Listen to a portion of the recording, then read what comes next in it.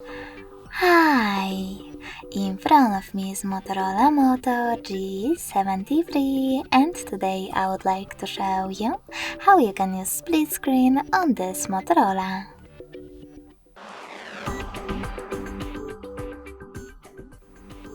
First of all, open two apps that you wish to use in this view. I will go with Play Store and Chrome. Now you need to access background apps. If you are using Tricky's navigation, you can always do that by tapping on this square button.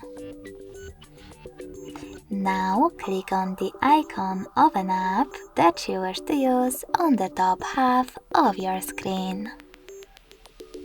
Then select Split Top from the list and tap on the other app.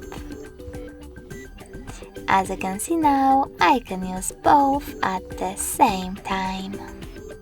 If you wish to go back from this mode, drag the first app upwards or downwards and select Home button.